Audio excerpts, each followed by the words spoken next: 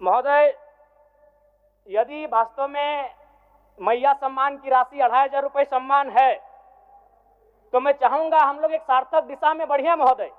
आज जितने भी माननीय हैं उनको बस की सुविधा दी जाए, जितने भी माननीय हैं अपने घर से ट्रेन की सुविधा से सदन आए, जितने भी माननीय हैं वो अपना टीए भत्ता का त्याग करे, जितने भी माननीय हैं यह जांच हो कि उनके बच्चे सरकारी स्कूलों में पढ़ते हैं या गैर सरकारी स्कूलों में पढ़ते हैं, निजी स्कूलों में पढ़ते हैं, इस विषय का भी जांच हो। अगर उसमें अगर कसौटी में उतरते हैं हम कहेंगे ये मैया सम्मान योजना है, और नहीं तो इसे केवल और केवल जिस सपने के साथ ये राज्य अलग हुआ था वो सपना कहीं ना कहीं अधूरा होगा। महोदय, 2500 रुपया सम्मान की कसौटी नहीं होगा। सम्मान तभी होता है जब समानता से आता है, समानता है तभी सम्मान है। अगर समानता नहीं है महोदय तो किस सम्मान की आप बात करते हैं? महतो जी, धन्यवाद अध्यक्ष महोदय। आदरणीय मुख्यमंत्री को दोबारा बहुमत से चुनकर आने के लिए भी धन्यवाद। माननीय वित्त मंत्री के द्वारा अनुपूरक बजट, द्वितीय अनुपूरक बजट जो 4,833 करोड़ 39 लाख लाया गया है, जबकि यही सरकार ठीक कुछ दिन पूर्व प्रथम अनुपूरक बजट, माफ कीजिएगा, प्रथम अनुपूरक बजट 4,833 करोड़ 39 लाख का लाया गया था, और आज पुनः द्वितीय अनुपूरक बजट जो कि 11,697 करोड़ 45 लाख की राशि लेकर आए हैं।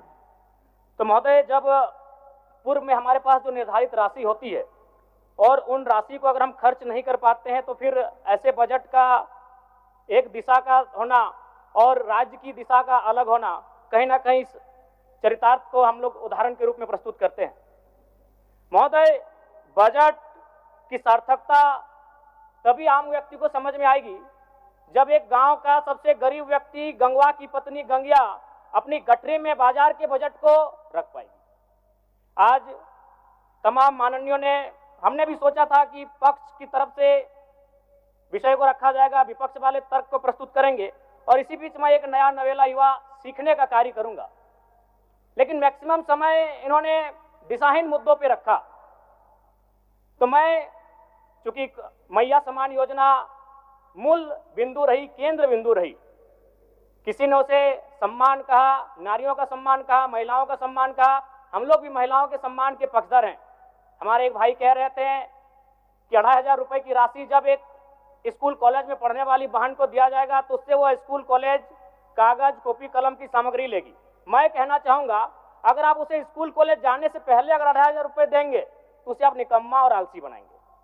यदि आपको उस राशि को देना है तो उसके स्कूल कॉलेज जाने के बाद दीजिए, स्कॉलरशिप के रूप में दीजिए।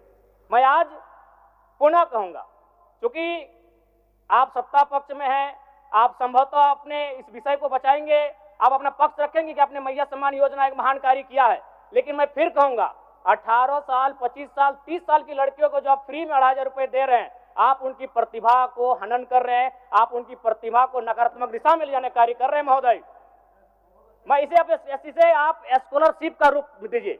आपको 2500 रुपए देना है, स्कूल से पहले देंगे ना। मैं कह रहा हूं, मेरी भी सैकड़ों बहनें हैं गांव में, अगर आप स्कूल जाने से पहले 2500 रुपए उनके हाथ में देंगे, उस पैसे को वह गलत कार्यों में, गलत नहीं कहेंगे, कुछ ऐसे कार्यों में खर्च करेंगी जो लुभावनी हो। स्कूल जाने के बाद, अटेंडेंस के बाद अगर आप देंगे स्कॉलरशिप के रूप में तो वो बहन स्कूल तक जाएगी। दूसरा सवाल और एक महत्वपूर्ण विषय महोदय। एक मिनट, माननीय सदस्यगण, सभा की सहमति हो तो सदन की कार्रवाई समाप्त होने तक समय बढ़ाई जाए। बोलिए, अब समाप्त करिए, बोलिए। महोदय, यदि वास्तव में मैया सम्मान की राशि 2500 रुपये सम्मान है तो मैं चाहूंगा हम लोग एक सार्थक दिशा में बढ़िया महोदय।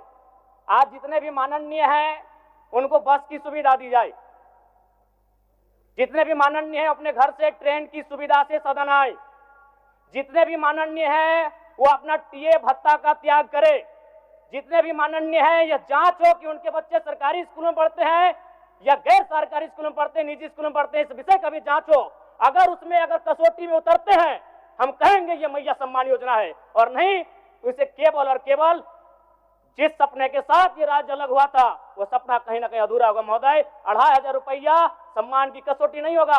सम्मान तभी होता है जब समानता से आता है। समानता है तभी सम्मान है। अगर समानता नहीं है महोदय तो किस सम्मान की आप बात करते हैं महोदय। मैं पुनः कहना चाहूंगा महोदय, 30 सेकंड 45 सेकंड का समय चाहूंगा। आदरणीय परम श्रद्धेय, सीजीएल का मामला अभी भी गर्म है। यदि सरकार को लग रहा है वो सच्चे हैं तो सांच को आंच क्या करा लीजिए जांच, सांच को आंच क्या करा लीजिए जांच। और अब कब तक बहाना दीजिएगा कि ये विपक्ष की साजिश है। विपक्ष के सारे पे छात्र सड़कों पे नहीं है, सपने टूट रहे हैं इसीलिए छात्र सड़कों पर है। और याद रखिएगा उनके सपनों के बीच कोई आएगा, पहाड़ आए, दरिया आए या चट्टान आए, छात्र टकराएंगे महोदय। मैं फिर कहूंगा यदि आप सच हैं तो सच को आंच क्या कराइए जांच, सीजीएल की जांच हो। मैं पुनः कहूंगा खतियान आधारित स्थानीय नीति, विस्थापन नीति पुनः समीक्षा करते हुए लागू कैसे हो उस दिशा में राज्य को बढ़ना चाहिए। और महत्वपूर्ण विषय महोदय मैं ये कहना चाहूंगा। हो गया माननीय जयराम कुमार जी, हो गया। धन्यवाद महोदय।